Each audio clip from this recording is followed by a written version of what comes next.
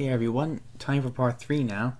So like I said before, my LPT equipped PC is away for a while, so I'm going to try using the prepared files that I've made with my Windows 7 virtual machine. Although before we get underway, there are a few things I'd like to clear up.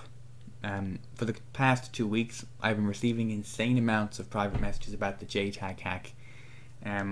Unsurprisingly, almost all of them have to do with that 10th Prestige hack in Modern Warfare 2. Along with a few other questions, so I'm going to try to explain everything. First off, the most common question seems to be, and I quote, "If I have a JTAG hacked console, can I do the 10th Prestige hack?" My answer is yes, but not without consequences.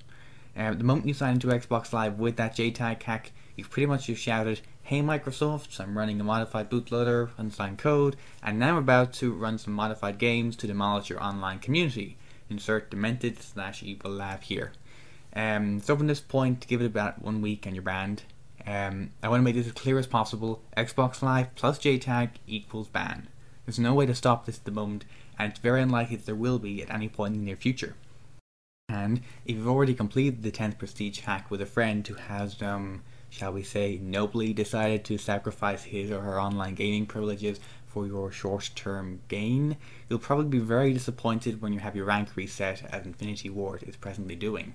Next, in a close second, is if I accidentally update my console to the latest dashboard, or my 360 has a dashboard in the 8000 series, can I downgrade it? Isn't there some other way I can install JTAG? My short answer to this is no.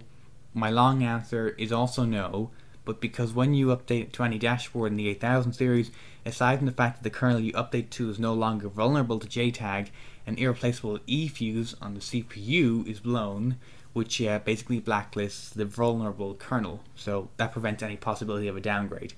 And then there's, of course, could you host a 10th Prestige lobby for me? Now, I'm afraid not, and for 2 reasons. One, I don't have a JTAG 360 which has Xbox Live capability. Well, this is because every 360 I install the JTAG hack on, I make sure it's banned already because there's no sense in wasting a console. And second reason being, it's illogical to render a console permanently disconnected from Xbox Live for very, very short-term gain in a single game. So now for some slightly less common questions. First being, do I need a working DVD drive to do this? No, you don't, but it would help, but you don't need one. Once I've applied the JTAG hack, can I find out my DVD key and flash it to a drive I bought on eBay? Well, yes, absolutely you can. That's one of the main purposes of this hack. Well, one of the secondary purposes anyway. And can I run Linux on my console with this hack? Yes, you can.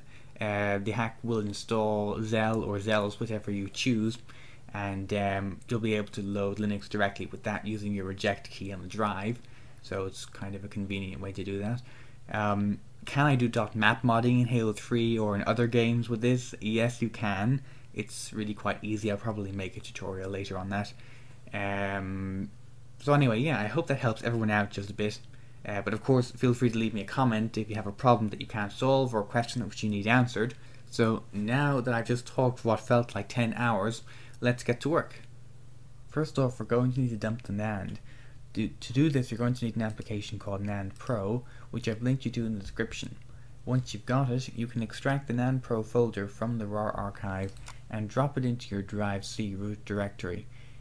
For the sake of simplicity, you can just rename it to NAND Pro. Before we can use the application, you're going to need to install the application it comes with called Port95NT. I'm not sure if it works in 64-bit operating systems. I think it does, but I'm not totally sure.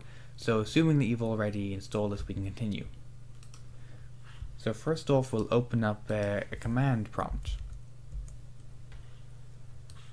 And we'll head to our drive C folder. Oops. And here under the listing of drive C, you can see we've got our NAND Pro directory. So what we're going to do now is dump the NAND. The command for this is quite simple. NAND Pro LPT, because we're using an LPT port. If you're using a USB flasher, of course you'd use USB, :, -R because we're reading the NAND, 16 because it's a 16 megabyte Xenon, and then of course we have to name it, so we'll call it orig1.bin, Now, just press enter here and it'll start to dump your NAND, assuming that you've got all of your soldering done correctly. I'm not going to execute this command here because I'm using a virtual machine, which of course has no LPT port. So, assuming that you have just pressed the enter button now, it will take about 30 minutes to do your first dump, after which you need to run the command again. However, this time rename the output file to orig2.bin, and after that completes, do it one more time just for safety.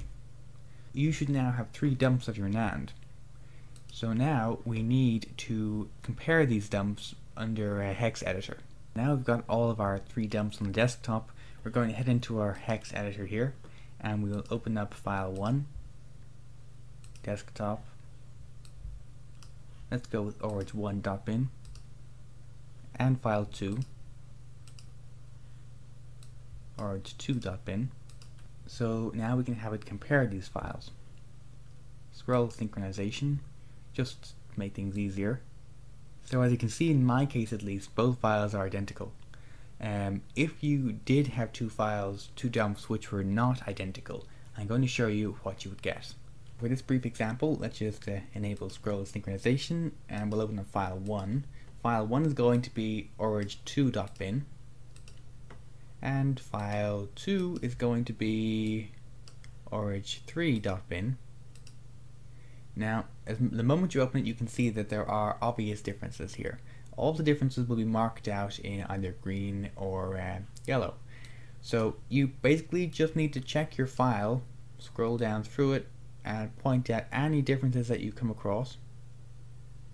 Any differences at all will warrant another dump. If you continuously get non-matching dumps, you may want to consider checking your soldering, just make sure nothing is wrong there, or if not, changing the mode of your LPT port or trying a different PC, because of course you do need to have matching dumps for this to work. Now that we know that original 1.bin is in perfect condition, we can run this through Degraded to find out if we've got an exploitable CB version. So to do this, we're just going to open up Degraded here. As I said in the description, you can get this on Xbins. Now before we can actually go and open up orig1.bin, we do need to enter a key. I can't give you the key, but you're probably going to copy what I paste in here anyway. So once you've entered the key, just check valid beside it, and file system start needs to be 39. So click OK, and now we can go and open up orig1.bin. So desktop, scroll down here, orig1. Now if you get this error when you attempt to open orig1.bin, it means there's one number which you need to change in the bin file. So let's do that now. We just need to open up orig1.bin in our hex editor here,